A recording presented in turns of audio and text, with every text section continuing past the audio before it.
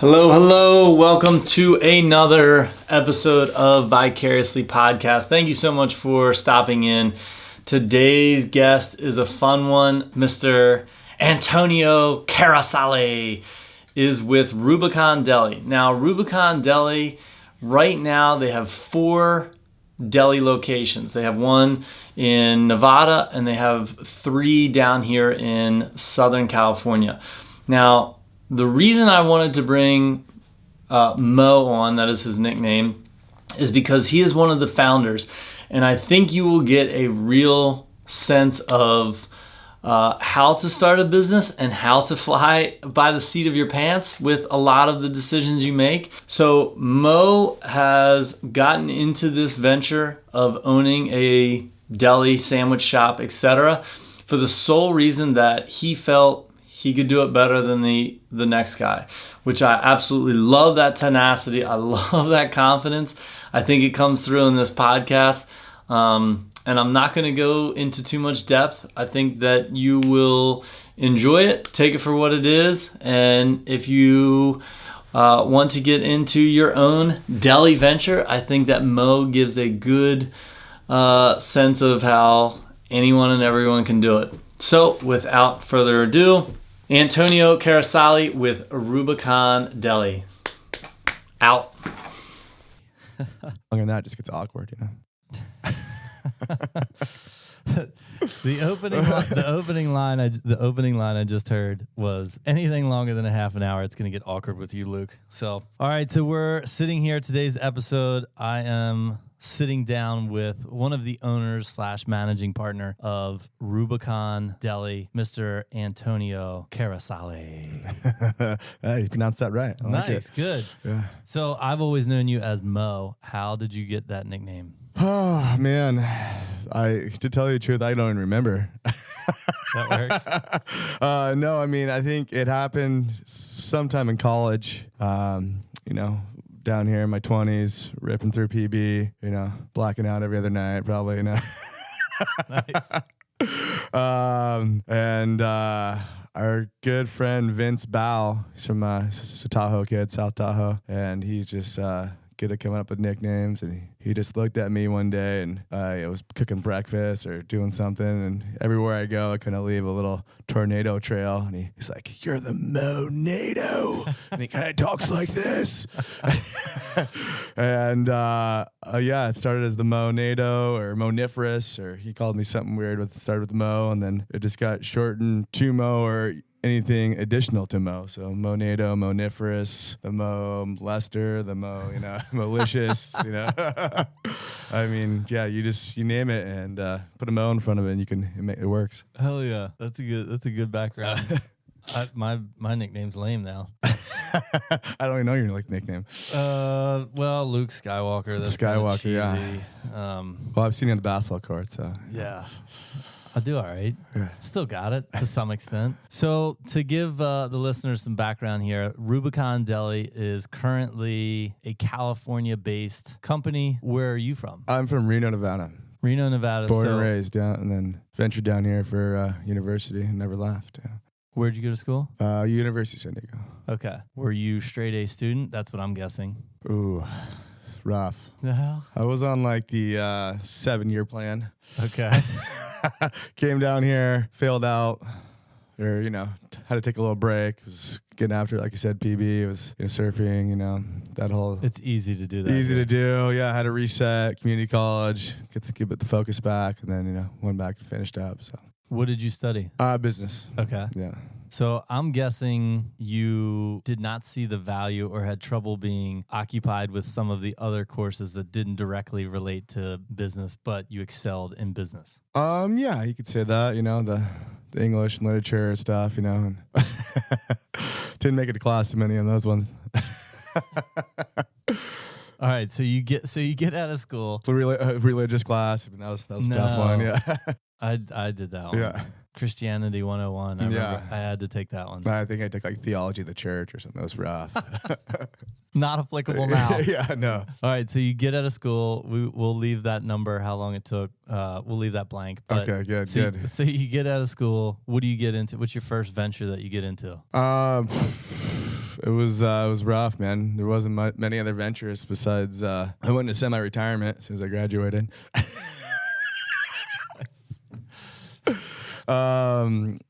Started traveling the world. Traveled the world for like 10 months. Sweet. Did a trip via Australia, New Zealand, Thailand, Fiji. Kind of just went down to the South Pacific and ripped it up for a year. And just kind of was working, doing little odd jobs as I was traveling around, camping in the back of a car, just doing that whole thing, trying to find, what the next thing was. Came back here. Just didn't floundered basically. Realized I didn't want to do an office job or anything like that. And actually, we, the three partners of Evan, Oliver, and myself, and a couple other friends, we went down to Costa Rica, and we were doing a little surf trip down there, and that's when we hatched the idea that we wanted to open up Rubicon in San Diego. Nice. So you are bouncing around. You don't have a set business plan. You don't have a set job. You actually haven't even had to really knuckle down and deal with corporate America for the most part. For the most part, yeah. I've had some liberties. Yeah. So one of the hardest parts, and we've talked to a couple other restaurant owners, one of the hardest parts is the capital involved with starting something like this, and number two, obviously the risk. So if you're launching a new product, you can go on Kickstarter and you can get some money that way. You can, you're going to see direct sales of I own this, and now it translates into X sales. When you go into the restaurant business, or even like a service-based business where everything is still kind of soft as far as the intangibles, that's a huge risk. Oh, I mean, we were too green to even probably realize, the risk, that was out there. Yeah. Capital-wise, like I said, we had one of our partners was a professional paintball player, so he had a little capital. And I got a small inheritance from my grandma, so that helped out. And we were able to piece, the first store together down in Mission Beach. We picked that location because I lived a couple blocks away. And we could ride our bikes or skateboard to work every day. Not a lot of research. Yeah, there was minimal research going on in that first location, and we just knew that the product was good. And so how old are you at this point? I'm like 20. Like 7 or something like that. Yeah. So 27. So you already knew each other from whatever, just being friends. Yeah. I met Evan, I think sometime in college. But he's actually from Tahoe. I'm from Reno, but we didn't know each other. Yeah. Growing up, I actually knew of his of Rubicon Deli because the original location was his mom's in Tahoe City. And we would go to and get sandwiches, as we were going up to Lake Tahoe for the day and stuff like that. So that's a pretty interesting story. Her background on the way that she started that office with him, right? Yeah, I mean, she was a classically trained chef. She was, I think, had her own restaurant or two in Santa Cruz, and then somehow got an opportunity to open up do the sandwich mart section in a small podunk market on the West Shore of Lake Tahoe. Nice. And which is definitely a seasonal area. Very seasonal, yeah. I mean, back then, I think in like 95 it was a little more, there was actually a local population now. I mean, Tahoe's like, basically second homeowners and all that stuff. So she started it off. Didn't she start with like a giant sandwich or something? Wasn't that one of the claim to fames, that she would build this giant sandwich, which took an entire loaf of bread? And then I mean, what's unique and so all sandwiches are served on a whole loaf of bread, which is very rare. and then she bakes this crazy bread, like 6 different kinds of breads: blue cheese bread, garlic cheese bread, jalapeno cheese bread. Wow. Pesto bread, and yada yada. And so it's kind of a wow factor. You open up this sandwich and you see this cool crazy bread that maybe you've never seen before, and it's on a whole loaf of bread, and so between that and the taste, then you definitely want to come back. So she starts that off. I think that was 93. Is that fair? 94 or 5, I think. Okay. Yeah. So she starts that, and then her and her son, who's now one of your business partners. Yeah, I mean, I think Evan grew up, in there, just, was just a little scrub running around the restaurant and had to do anything and everything. And knew the inner workings. So you guys are down in Costa Rica. You decide to go into this venture. From the time that you had that conversation of, hell yeah, let's do it, to the time that you actually opened the doors and had your sandwiches and all of that, what's kind of that time frame? Two parts of that. One is, what's that time frame? And number two, you don't have to give it down to the cents, but give anyone listening a sense of how much it did cost to get a location, to open up, etc. I think that, it took about a year and a half-ish or something like that. Because Evan was, obviously living in Tahoe still. He was running the deli up in Tahoe. And then they actually moved the location out from Tahoe to Reno. So he was kind of doing that whole thing. And then we had to find a location, negotiate the lease, get the permits, yada, yada, yada, build it out. Yeah. So, I mean, it was probably a good year and a half. And I think the original deli, it was bare bones, it was around $200K. Yeah. And that was back in but that's not 2009-ish, Yeah. And to give a background on anyone listening who's not from San Diego or lived in San Diego. So Mission Beach is south of Pacific Beach, which is kind of your 20-somethings, definitely the party area, definitely like high concentration of people, fun, summertime, year-round, etc. Just north of that is La Jolla, and that's going to be like your much more ritzy, white-collar families, etc. So if you work down the coast, that's when you're in that Mission Beach area, which is just south of PB. So I'm guessing that right off the bat, you had the locals that were really interested. You had probably some tourists, some vacationers, but for the most part, you dropping a location there, like that is definitely a neighborhood spot in that area. Yes and no. Looking back at it, there's no way I'd put another deli in Mission Beach. Thank God you made it. Yeah, well, let me tell you why there's multiple death sentences in Mission Beach. You're on a freaking peninsula. Mm-hmm. So on one side of you, you're a 9-hour to the beach, and then the other side of you, you're 9-hour to the bay. So, there's no people on either side of you. So you're... No other way in, no other way out. Yeah, you're one way in, one way out type of deal. So, you're basically destination driven. Business is pretty good. Spring through fall. Winter is rough down there. So we opened up end of September. So we just missed summer, unfortunately. Couldn't figure it out. That is a bummer. Our first build out was brutal. It was me down there. Evan hadn't even moved down yet. I'm trying to manage a construction team. I've never done this before. It was So I lost myself, but So Mission Beach, but then we opened up going into winter. It was a rough winter. We were basically opening and closing the store. Waking up, going down there, baking all the bread, opening the entire store, just working from, open to close for, I don't even know how long, probably a year or two. You're not paying employees. It's all on your back right now. It's all on our backs right now, yeah. We're just, Evan and I are grinding. Oliver would come in every once in a while when he was in town, not paintballing. And we wrote in the cashier and, it was a rough couple of years there. And, all we could think of was summer. We're like, summer's coming. We're gonna rebound. We're gonna make some money. We actually, and that first summer in 2010 was actually the coldest summer ever in San Diego. Fitting, right? Yeah, it never got above like 60 something degrees and was cloudy every day. June gloom just took over till there's no traffic. September. Yeah, it was brutal. So. Nobody's rolling in. No, yeah. Tough break. All right, so you come around though. So that's the first location.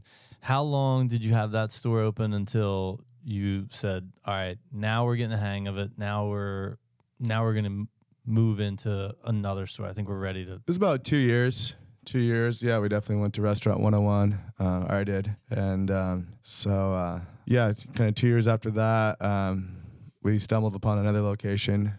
It was some really good research as well. Our partner Oliver was driving down the street. He was like, "Oh, place is for rent, or that place, or he liked a spot and said that the place was going to go out of business, and then he wanted to, Oh, nice. Yeah. So that place is going out of business, guys. This could be our he shot. went in there and ate a couple times. Like, it's terrible. It's going to go out of business. Let's try to take that over. Is this the spot right by India? This is India Okay. Street. Yeah. Yeah, and so just some background on that spot. That's actually my first time having Rubicon, and I ate there. So my office where I used to work was right down the street, and I would probably hit up Rubicon 3 to 4 times a week at least. But I had no idea that the background of that location was that it was high turnover. Like they had numerous failures there. Yeah, that location, it's a really cool block. They call it International Restaurant Row of San Diego, and every restaurant on that block has been there like 20-something years, except this one location that's kind of right in the middle of everything. And yeah, just had high turnover, bad juju, whatever you want to call it. It's just, the layout's pretty funky. It's like a multi-leveled kind of deal, like a small, it's real narrow, long and narrow, with like a prep kitchen upstairs, and there's patio upstairs, but it's kind of disconnected. So there's not like a lot of good feng shui to it, What's the square footage there? Like 800 square feet?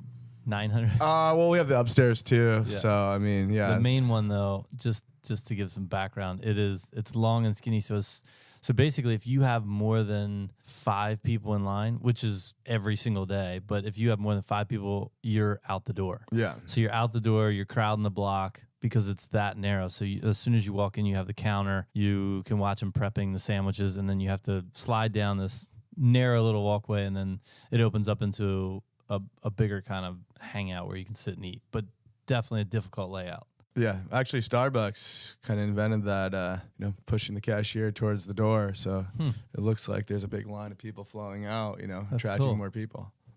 Nice. See, you knew what you were doing. Yeah, it was unintended, but it worked.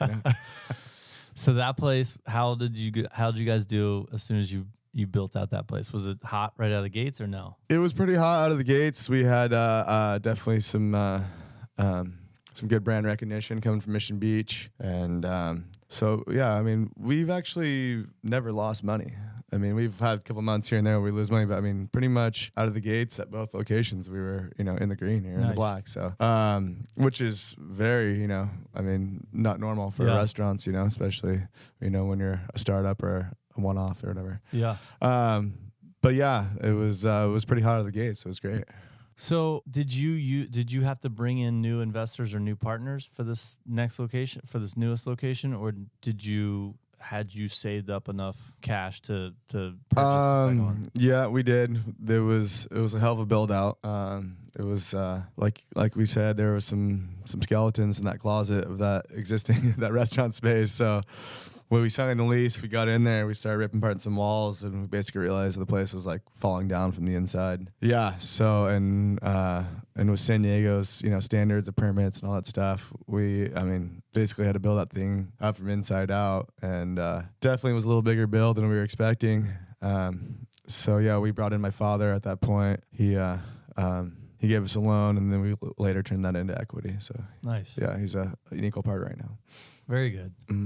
So now you're 2 stores deep, and you decide to open a third store, which is in the UTC La Jolla area. Yeah. So to back up a little bit, that is north of the Mission Beach location. That is definitely up towards where you're going to have affluent families. You're going to have some hospitals, some research companies up there. You're going to have college students. You kind of get the full gamut up there, right? Yeah, and lots of A market office space, which is really nice. Perfect. Yeah. So out of those 3 locations, which one currently is doing the best? Well, I mean, just out of the gates, literally the first month, our revenues up in La Jolla were equaling our revenues over in India Street. Wow, nice. And which is really nice. And it took us 4 years to build what the International Restaurant Row space is at now. So, but yeah, so that's been a blessing. There's our lunch rushes are crazy. The catering's great. Eventually, long term, that's going to be our highest grossing store. Yeah. Very cool. So I'm gonna back up a little bit here and give you a really traditional kind of cheesy question that I'm sure any news reporter that came and sat with you and wanted you to be in some article. So you have these 3 stores. They're in completely different locations. I would say that one of your biggest qualities is that you have a very laid back attitude, demeanor. You have one of the sayings of no shoes, no shirt, better service. That's unique. But the other thing that makes you unique is the sandwiches. They are legit. They're different than anything else on the market. They're not going to be your Subway bullshit. They're not going to be your cut down Jimmy John's crap. What makes you guys different than everyone else out there? Just throw me under the bus here. I have some answers. You want me to go first? I'll go first. Okay. So I ate this a lot. Well before we were in friends. Actually, I ate your sandwiches. That sounds weird, but I was eating a Rubicon before. I did have a sandwich called Moe's Meatballs at one point. So I was eating sandwiches from your shops when I knew you, but I didn't even know that you were one of the owners and founders of it. So a couple of the names of sandwiches are the Dapper Dipper, Hog's Breath. That's a good one. That's a really good one. Dom Pastram, which obviously is loaded up with pastrami. And probably my San Diegan favorite. This one goes out to anyone who's ever watched Anchorman. It is called the Whales Veg. VEG. Who came up with that one? I don't even remember. It's probably, myself, Oliver, and Evan. Just, sitting around spitballing, probably drinking a couple brewskis, So what I like about the sandwiches is you have all these different breads. Obviously, we already heard that came from the roots. Evan's mom back in the day, that's how she started it. You guys have kept that tradition going. So what else makes the sandwiches unique above and beyond and has made your shops into a legit destination versus just I got to get something to eat. What's close? Yeah, I mean, it all starts with Evan's mom. We've kept a lot of her original recipes, but as we keep going forward and we just keep kind of refining and fine tuning, just to stay up with the curtain times and whatnot, just trying to get better and better, just because we know our ultimate goal is to keep replicating this brand and this project. So, what makes us better? I mean, fresh baked breads every day. Like I said, there's 6 different kinds of breads. I mean, I don't think you've gone anywhere and seen a giant loaf of French roll, topped with blue cheese bread, melted into it, or, jalapeno cheese bread, garlic cheese, pesto, Dutch crutch, and a wheat roll. And then, like we talked about earlier, just the sheer size of them. We call them half and wholes. A whole sandwich is served on a whole loaf of bread, and a half is right down the middle. So when people order a half sandwich, and it's the size of any other deli's full sandwich. So they get kind of a kick out of that. And so the fresh breads. Then we also have about 6 different kinds of mayos and mustards. So it's just fun to have all these different combinations. 6 different kind of mustards, 6 different kind of mayos, and just the quality of the ingredients. That's our main goal is just like you said to the integrity and the quality of the ingredients. This is not this is a premium product. You're gonna pay premium as well. It's not that pricey. Right. But you're not gonna get a $5 footlong. You're gonna pay $8-9 for a half sandwich. So, which is not a bad price in any regard, especially out here in expensive-ass California. So that leads me to my next question. You have been doing very well, obviously, in this area, which is Southern California. What is next as far as expansion? To tell you the truth, Arizona. Oh, nice. Yeah, so we're actually flying out there next Friday to take a look at a couple of different locations. So yeah, we're super pumped. Like I mentioned earlier, we hired a new CFO, Mark. He was actually a CFO of Sammy's Woodfire Pizza, and then a brand out in Phoenix called Pita Jungle. They're about 20-something units, and they had a mix of corporate and franchisee stores. So he believes there's just a lot of opportunity out there, and he's got a lot of connections. So we can move a lot faster out there rather than Southern California, where the man tries to keep you down out here. That's California in general. So would you look to franchise these as you expand out into? Yeah. So the goal right now is to kind of go out to Phoenix, Scottsdale area and drop, anywhere around 10 plus units in the next couple of years. And then as we're growing corporately in Phoenix, Scottsdale area, to simultaneously start a franchise arm and kind of just, really vet and really our franchisees and kind of just serve up a couple juicy meatballs to some experienced franchisors and or franchisees and have them be the selling point, so Very cool. yeah, just two other areas that we don't really want to go to or we can't get to logistically right away, because our main focus is going to be the Phoenix area for the next couple of years. Nice. I think that's awesome. Yeah, I actually did a little bit of background reading and through entrepreneur.com and franchise.com and some other stuff. And within the top 50 franchises out there, there's about a solid 8 to 12 of them are in the kind of sub shop category. So like Jersey Mike's, Firehouse Subs, Subway's dropped dramatically, but Jimmy John's is obviously up there. Making a push, yeah. So one of the things that and you don't have to get too into this, but one of the things that comes with getting into a franchise is obviously liquid assets. So how much capital do you have sitting in your bank account, number one? Number two, what is your net worth look at right now?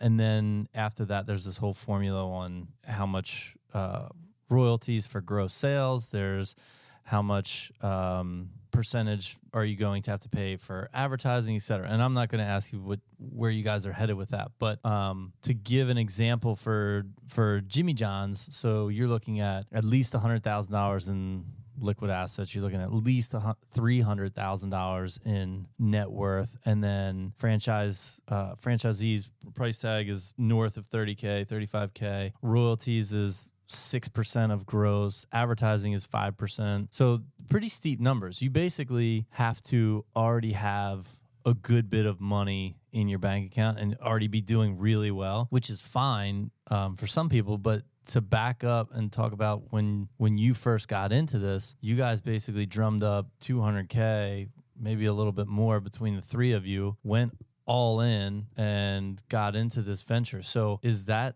still a realistic model out there for people to continue to go that route? Or from a franchisee standpoint, is that going to be closer to the Jimmy John's and stuff like that, where it's you have to be really, really established before you launch something? Yeah, I mean, that's kind of the direction we're going to go, is for someone who's established. We're not going to, we get approached all the time from whoever, the people email us, hey, we want to open a Rubicon out here. We love your product. It's, unfortunately, from what I've heard, through our CFO and other people, a bad franchisee can just ruin your life. They, drain all your energy. They take, all your time. They're not making money. They're not doing this. You go into their stores. They're not clean. They're, it's a bad representation of the brand. So, yeah, I mean, I think our model is to really vet our franchisees and, really make sure that their experience and or are qualified.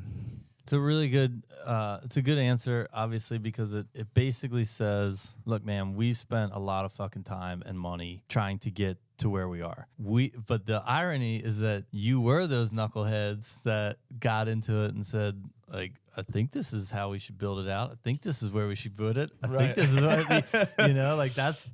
that's irony at its finest right there. No, yeah, 100%. I mean, we were those knuckleheads, and yeah, I mean, looking back on it, it's been a long, crazy trip, and I don't even know if I'd do it again, man. So were you getting into like family life and stuff? You got married in what, 2014? Yep. Okay. So and now you have a little one on your hands. Obviously, that's a lot to juggle. Looking back to when you first got into that, was that probably the only way that would have been realistic, is to have a little less going on in your world and you could fully invest into just the shop? Yeah, I mean, even at that point in my life, I mean, it was, I had very little or zero restaurant experience. Evan had a little bit. I mean, just from what he saw growing up in his, mom's place, like neither one of us had corporate restaurant experience. So, I mean, we just kind of had to dive fully into it, invest all our time and sweat and efforts into it, and just, kind of just put our heads down and, looked up 1 or 2 years later and see where we're at, and luckily we had a good thing going for us. Very good. All right, you only got a couple more questions and you're off off the hook. So one of them is obviously I want you to explain kind of your mantra and your background on this whole venture of the no shoes, no shirt, better service. One of the things that I saw on your website, and I think it speaks volumes to you guys in general and how you came up, but you have simplicity and transparency are the winning currency. I think that's a really good mantra. What does that mean to you? How did you come up with that, etc.? The simplicity, is, you go into a lot of restaurants and you open up their menu and there's, 10 pages of shit and, like you're sitting down trying to figure out what to order and you're just flipping through pages and you're going, you're throwing your hands up going, I don't even feel like reading all this, I just want something to eat. Agree. So, the simplicity comes to, we're very focused. We got 10 sandwiches, 4 salads, 2 soups. We're actually going to do a menu change next week. We're going to get up to like 12 sandwiches, 6 salads, 4 soups, or 2 soups. But just making those 10 or 12 sandwiches, 6 salads, 2 soups, as best as they can be. Just if my one recommendation to anyone who's getting in the restaurant business is to simplify. To really just focus on what you're doing and just do it better than anyone else. It's really not that hard. But, a lot of people go out there and they just want to say, oh, well, sales aren't there. Let's do their pizza place. Like, let's do taco night, And, Sammy's Woodfire Pizza actually did that. Yeah. No way. He's got 20 stores. You think he'd know better by now. But, it's just, is to really focus on what you're doing and just do it better than anyone else. And the transparency, is just, just getting those top-notch ingredients, and we really enjoy having the presentation of the people making the sandwiches in front of everyone.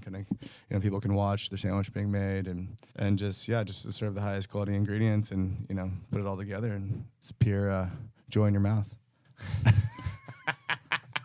That's what she said. That's what she said. I love it. It makes a lot of sense. It makes no sense at all, but it makes a ton of sense. Basically, you just said, fuck all the stigmas out there. Here's what we're going to do. We're going to roll out. We're going to keep it simple. And we're just going to nail it with exactly what we think is best. And we'll fly by the seat of our pants. We'll figure it out as long as we're making really good products. Really good products, and just, simplify.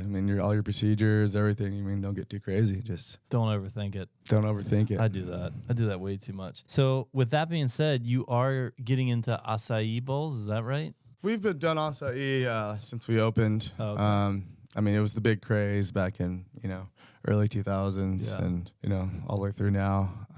It's a very small part of our menu, but we like it as a good, side piece. And you got into side piece. Yeah. And you got into breakfast, right? We did. We're actually going to start steering away from that. We're really going to focus on lunch and dinner because lunch is obviously our bread and butter. Mm-hmm. And I think it translates better with dinner. Sandwiches translate better with dinner. And we tried the breakfast. We gave it a good shot. We gave it like 8-9 months. And the product was premium. It was amazing. Just the sales weren't there to support it. So we're going to pull the plug. And, everything we do now is just focused on the growth, and what are we going to do in Arizona? What are we going to do? What are our franchisees going to do? If we give the leeway, they'll take a mile, Mm-hmm. So to really, focus on that lunch and dinner and on those 2 day parts. I like that, and it makes a ton of sense. I think that it's hard once you get bigger, though. It does become a challenge to trying those new ventures of getting into breakfast, giving it 8 months, and being able to scrap it. I think that's a beautiful thing that when you are kind of young and nimble. So one of the things I read when you first started, and I don't even know if this is still the case or not, but when you opened that first location in 2009, you and your other 2 business partners, you were quoted by saying that we want to be able to deliver to your beach chair. So if we get an order, if you get a call in, we'll swing down to the beach because we're close enough right there kind of on the strip of Mission Beach that we'll deliver right to you on the sand. That was one. And the other one is that you guys opened at 10:30 a.m. and you would stay open until the bread was gone. And then to be young. That's all I'm saying. It was cool though. It was cool. That's what made us, different, and I think helped getting the word out when we first started, was just having, different things like that. Yeah. And we don't do that now. A little more structure. A little more structure going on. But yeah, I mean, it was, that was when we were there running the store from open to close. And, if someone wanted a delivery to their beach, I'd hop in my scooter and bring it down there, give them a high five, Probably grab a beer with them. Yeah, you never know. Whatever Might take an extra 20 minutes getting back to work, They didn't miss you. No. Well, very cool. I think it's a really exciting product. I think that you guys have found your niche and you found your foothold. And I think that one of the coolest things about this venture is that even sitting here now, we're sitting in your office and I'm staring, you can't see it on camera, but I'm staring at 2015 Zagat Award, 2012, 13, 14, 15, best sandwich of all of San Diego, featured as the #1 sandwich company by Thrillist.com. You guys have a shitload of awards. You're featured on the cover of San Diego restaurants, and yet you're being humble and saying, yeah, we just kind of threw it together and came up with a couple sandwiches, and it is what it is. I think that's a beautiful thing. I think that's also why people probably flock to you guys. Yeah, I hope so. I mean, we, Evan and I, the other managing partner, are super laid back, and definitely our employees. A lot of them have been there some of them have been there since the beginning. So, they definitely, they love working for us, and it's a great culture, and we just like to keep it dapper, Closing comments. What's your one piece of advice that you would lob out to someone if they're thinking about starting that smoothie stand or a competitor in the sandwich industry, or who knows what venture? Maybe it could be something completely different than what you guys did. What's your best piece of advice you'd lob out there? We kind of talked about it. Just simplicity is the currency. Just to really focus on a couple items, simplify your menu, make it very easy to read, make it very easy to navigate through for a customer, and to just make it either different or just better than the person next to you, and that word of mouth will spread fast. I love it, man. Don't get caught up in all the minutia of competitors. Just do what you do best and go for it. Amen. Well, thank you very much for sitting with us. Please do follow us on vicariouslypodcast.com. You can go to the website and you can see my man Mo and what he looks like during this interview and our nice little office here. But it's been a pleasure. Thank you, brother. Amen, brother. Thank you. Out.